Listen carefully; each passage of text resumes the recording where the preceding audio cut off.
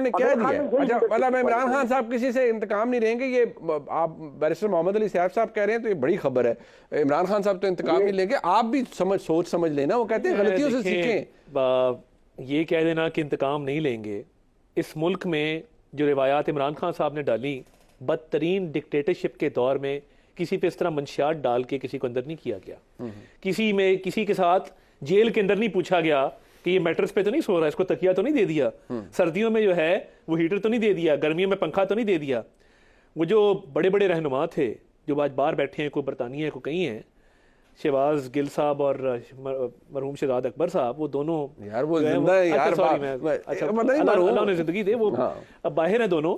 इससे जाहिर होता है कि आप लोगों आपकी सोच क्या है। ये क्या करते थे? ये जेलों को लीडर थे, वो तो आ रहे हैं ना, तो आ रहे वो दोनों तो आए बाहर से थे ना, उन्होंने बाहर से आए थे, बाहर ही जाना था। मगर बात ये है, लोगों के साथ जो सलूक किया गया, जो इंतकाम लिया गया, इधर मैं टॉक शो करता था, रात को किस तरह के नोटिस आते थे, किस तरह की FIR दर्ज होती थी, कहां कहां से फोन कराए जाते थे, मैं आपको बता नहीं सकता। और मुश्किल तरीन दौर था, क्योंकि इमरान खान एक फैशिस्ट आदमी है, और जो हलीमुत्तबा की इन्होंने बात की, उसको बाहर तो अगर वो आ गया खुदा ना खासा, जो कि मुझे इसका चांस नहीं रखता, क्योंकि उसकी जराइम की फहरिस्त इतनी लंबी है।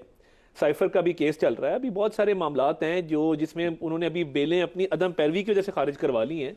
तो बाहर तो इंशाल्लाह वो आते नजर नहीं आते, मगर ये जितनी सलाहियतें इन्होंने गिनाई हैं, तरीके इंसाफ में मेरा ख्याल है शाह महमूद कुरैशी के अलावा किसी में ये सलाहियत मौजूद नहीं। हलीमुत्तबा भी हैं, इंतकाम भी नहीं लेते। तो आई थिंक जेल में मुझे लग ये रहा था कि शायद शाह महमूद कुरैशी का जिक्र कर रहे हैं, तो फिर भी जेल में है कुरैशी साहब। ऑब्वियसली फॉरेन मिनिस्टर थे, साइफर का मामला कोई सिंपल मामला तो नहीं है, बड़ा संजीदा मामला। मतलब वो हलीमुल तबा होने के बावजूद जेल में है। जी ऑब्वियसली, वो भी मेरा ख्याल है जज्बात तो इससे सबक सीखे ना, आप भी हलीमुल तबा हो जाएं। देखिए, हम तो एक सिस्टम की दुरुस्ती की बात कर रहे हैं ना, मियां नवाज शरीफ क्या बात कर रहे हैं। अच्छा, वैसे मेरी बात सुने तारा साहब, मेरी बात सुन। उन्होंने कोई 9 मई के हमले करा दिए, उन्होंने अपने लोगों को कहा चढ़ जाओ कोर कमांडर हाउस पे, हमले कर दो, जला दो, मार दो, ठोक दो। अच्छा, मेरे एक बात बताएं, चले मैं जरा अभी थोड़ी सी गुफ्तगू हो रही है, तो मैं जरा, क्योंकि मंसूर अली खान साहब भी हैं, आप भी मौजूद हैं, सैफ साहब आज बंदूक आप इनके कंधे पे रखी है, आप कई दफा इनके कंधे पे रख के मैं कुछ भी नहीं बोल नहीं वो तो भाई है मेरे, मैं तो भाई मैं तो आप दो हाथ करें, उनको तो मैं वैसे कहता हूँ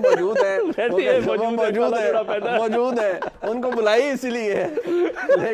लेकिन जरूरी है जी कि अब बात हो रही है, क्योंकि मियां नवाज शरीफ साहब कह रहे हैं ना, राना सनाउल्लाह साहब कह रहे हैं कि ये कौमी मुजरिम है, ये लोग, ये नहीं बाजवा साहब, फैज मीर साहब, जरा सुनिए। हमारी नजर में ये लोग कौमी मुजरिम हैं, ठीक है, ये पाकिस्तान के मुजरिम हैं। ये लोग जल्दबाजवा मुजरिम है, ये किया तो उसके बाद जो हालत हमारी है, जो अब हालत हमारी है, जी बिल्कुल, जिन लोगों ने इस हाल तक पहुंचाया, मैं समझता हूं जाती तौर पे फैसला पार्टी करेगी कि इन लोगों के खिलाफ जो है ये मुकदमा दर्ज होना चाहिए। जिस तरह से जनरल मुशर्रफ को इंसाफ के कटहरे में लाया गया, इन लोगों को भी इंसाफ के कटहरे में लाया जाना चाहिए। देखिए, ये क्लिप सुनते हुए भी तारड़ साहब के चेहरे पे बहुत ज़्यादा खुशी थी। अब साथ ही उन्होंने कहा ना कि जनरल बाजवा साहब को इसलिए एक्सटेंशन दी कि उनको इमरान खान साहब को हटाने में मदद मिली। अच्छा, बाजवा साहब अगर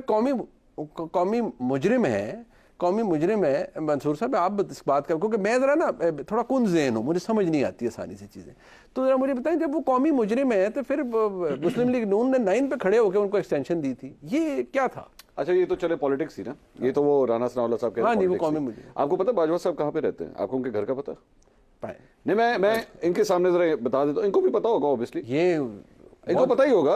वो मैं इसलिए बताता हूँ क्यों पता होगा। बाजवा साहब को पता है, तारा साहब को पता है, वो मैं वजह भी बताता हूँ क्यों पता है। बाजवा साहब जो है ना, वो आर्मी चीफ हाउस के बिल्कुल सामने वाले घर में रहते हैं, बिल्कुल सामने, मतलब आर्मी हाउस हमसाए हैं, आर्मी हाउस के सामने रहते हैं, बिल्कुल सामने वाला घर है उनका, ठीक है। और वो जब खुद रिटायर हुए थे, तो रिटायर होने से 2 दिन पहले उस घर में शिफ्ट हुए थे, ठीक हो गया। अच्छा, उस एरिया के अंदर जाने के लिए ना एक संतरी खड़ा किया हुआ है, मैं गुजरता हूँ, है ना, मुझे पता है। अच्छा, ये एक नहीं, 2 मौजूद। हाँ, इस कौमी मुजरिम तक पहुंचने के लिए तुसी संतरी टप के दिखाओ। हाँ, तुसी सिर्फ संतरी, यार आप एक संतरी नहीं सुने ना। अच्छा, दूसरी बात ये, जो जिसको ये कौमी मुजरिम कह रहे हैं, मैं डिबेट पे नहीं जा रहा वो है या नहीं, मैं उस डिबेट पे नहीं जा रहा, लेकिन पॉलिटिक्स का सिर्फ आप अंदाजा कीजिए कि जिसको आप कौमी मुजरिम कह रहे हैं ना, जिस दिन वो रिटायर हुए थे ना, उसके 1 हफ्ते के बाद आपके मुल्क के वजीर आजम उसी घर में चाय पीने गए थे। और ये मैं जो खबर दे रहा हूं, ताड़ साहब इसको डिनाई करके दिखा दें। तीसरी बात ये कि अभी इमरान खान साहब के बारे में आप इनसे 10 मिनट का कहें कि जी वो कितना बुरा इंसान है, वो क्या है, उसको चोर भी कहेंगे, डाकू भी कहेंगे, लुटेरा भी कहेंगे, सब कुछ कहेंगे।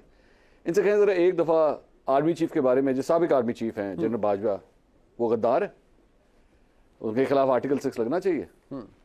मुझे खुल के बता दें, आज नून लीग की पॉलिसी बयान दे दे, बताइए क्या है। नहीं वो तो पॉलिसी उन्होंने फैसला ही नहीं किया ना अभी तक। मैं वो मियां नवाज शरीफ साहब देंगे। मैंने उनसे पूछा कि उनका एहतसाब किस तरह चाहते हैं, वो तारा साहब को भी पता नहीं है। उसका तो ये पता रहना भी नहीं है सर, ये पता रहना भी नहीं है। ये लोगों को सिर्फ एक बेवकूफ बनाया जा रहा है, इसके अलावा और कुछ नहीं होगा। अच्छा चले, मैं आपको एक और बात बताता हूं। पिछले 1 महीने से मैं 1 महीने के मैं चैलेंज कर रहा हूं, ये मैं चैलेंज कर रहा हूं ऑन एयर, नून लीग के कई रहनुमा जनरल बाजवा के साथ आज भी राब्ते में। बिल्कुल है ना।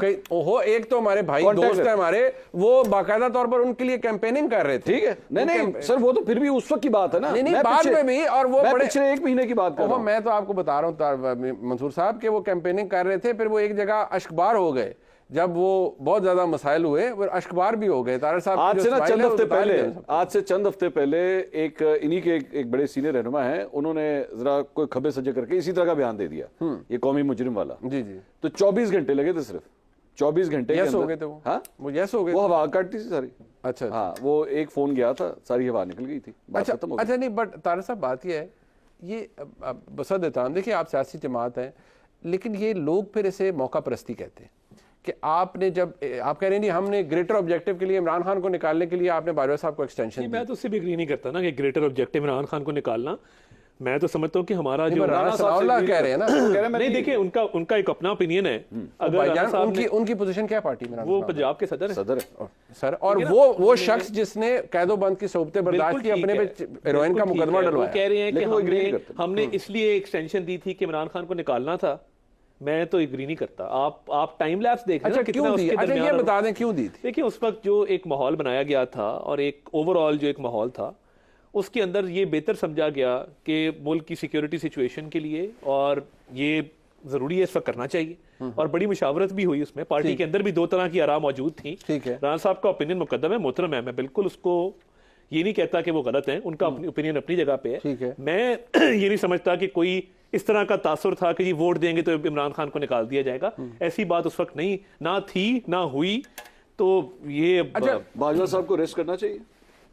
किस चक्कर में? नहीं, वैसे कानून के तहत मुजरिम है। देखिए, मैं तो सवाल कानूनी पूछ रहा हूं। जब कानूनी मुजरिम डिक्लेयर कर रहे हैं, साबिक वजीर दाखिला, वजीर दाखिला का मैं पूछ रहा हूँ, स्टेट मिनिस्टर दाखिला ही थे। ओ भाईजान, ये तो खुद वकील है ना, और प्रैक्टिसिंग लॉयर है। मैं इनसे पूछ रहा हूँ किस कानून के तहत अरेस्ट करना है। देखिए, मियां साहब ने जो बयान दिया है, उसकी आगे जाके लाएअमल भी ऐलान करेंगे ना, पाकिस्तान आ रहे हैं ना। अच्छा चले, आके बताएंगे ना, कोई ना कोई आके बताएंगे मियां साहब के उन्होंने कैसे प्रोसीड कर रहे हैं। लेकिन जरा फॉरवर्ड लुकिंग बात भी हमें करनी चाहिए, क्योंकि मुस्लिम लीग नून ने आगाज इससे किया है कि माजी का जो मामला है उसको दुरुस्त किया जाए, तो फिर हमें भी जाहिर बात है माजी की बहुत सी चीजें आपको बताना पड़ी। लेकिन जरा फॉरवर्ड लुकिंग बात यह है कि मुस्लिम लीग नून के पास मंत्रा है क्या, लोगों को क्या बेचना है उन्होंने सियासी तौर पर, कि ये के लिए ज्यादती हुई, गलत हुआ, या ये कि हमारे पास मुल्क के मसाइल का हल है। एक ब्रेक के बाद।